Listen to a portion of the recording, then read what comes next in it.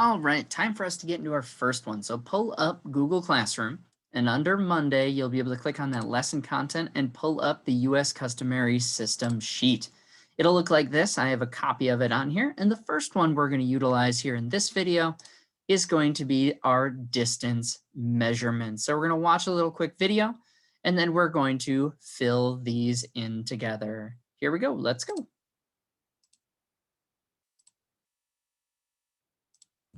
Let's talk a little bit about the US customary units for distance. If we go to a human scale, the most typical used unit in the US customary system would be the foot. And as you can imagine, the term foot, and if you have many of them, you are now talking about feet, comes from the same word on the human body. We have a foot, or we have two feet. Now, not everyone's feet are the same length, but the length of a foot is roughly a little bit larger than most people's feet. And there are definitely people whose feet are the size of a foot. And if you're in the US, you've probably heard of people measuring their height in terms of feet. So for example, a slightly above average a man of slightly above average height would have a height of 6 feet. So Let me give you a little fun fact story here about the unit of the foot. The foot was actually originally a unit of measure based on the monarch, the king or queen's foot.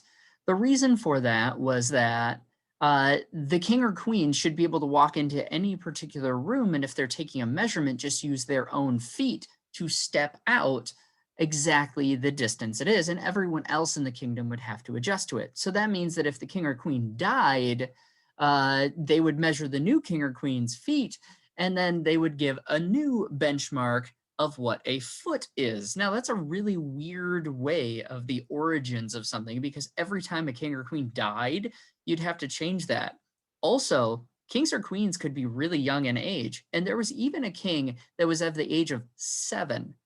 How much did your feet change from the time you were 7 years of age until you were even 11 or 12 years of age?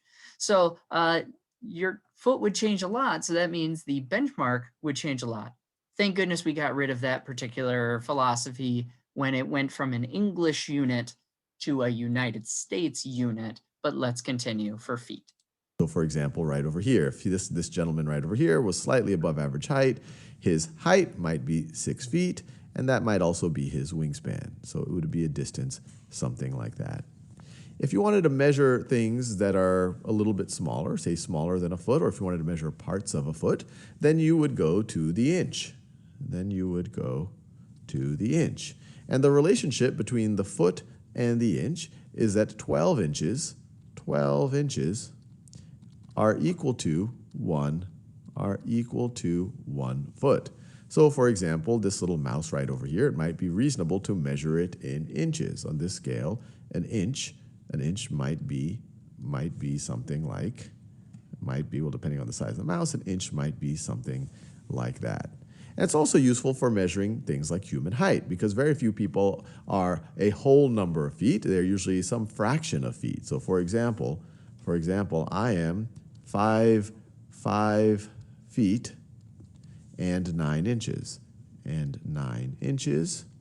sometimes this is denoted as 5, and you have this apostrophe here, 1 apostrophe, and then 5 foot 9 inches, and this is 2 apostrophes, kind of saying, hey, you're going the next unit down. These are the inches right over here.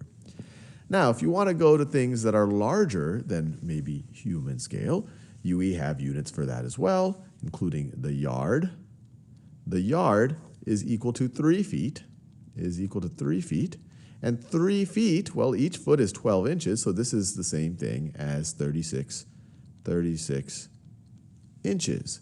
And this is most typically used for measuring distances of a lot of some kind, and in the United States, most famously in football. So your regulation-sized football field, the playing field, the distance between the end zones is exactly 100. I know you can't see my writing there. Is exactly 100 yards. 100 yards is this distance right over here, right between the end zones. Now, if you want to measure even longer distances, that's where we go to the mile. We go to the mile. And all of these units are ancient units going back actually thousands of years. And the mile, based on the reading I found, was even used in Roman times. And actually, that's some of the first examples of this term being used. And it really comes from the same root word as 1,000 of mille, of 1,000 footsteps of a Roman soldier. And now a standard mile is exactly 5,280 feet. 5,280. 5,000. All right, so first of all, he repeats himself a lot because he's working with his mouse to do that. Now let's take a look-see at our units here. So how many inches are particularly in 1 foot? Well, we learned from the video that that is 12 inches are in 1 foot. How many feet are in a mile? I'm really interested to see, tomorrow I'll be asking how many people actually knew this one. 5,280 feet are in a mile. Now, if you're going to do that, it's 5,280 times 12. And I've done this calculation enough times that I know it's 63,360. But honestly, did any of you know that off the top of your head, that that's the amount of inches in a mile? I really doubt it. Number of feet in a yard is 1. Number of inches in a yard, you'd have to multiply it by 12 to get 36. And now is the interesting one because you have yards in a mile. So you have 5,280, and then you need to actually divide it by 3. So you're going to get 1,760. So here is our breakdown for our distance measurements. Reflect upon if you see any patterns and things like that. But once you submit them in there, let's move on to the second video.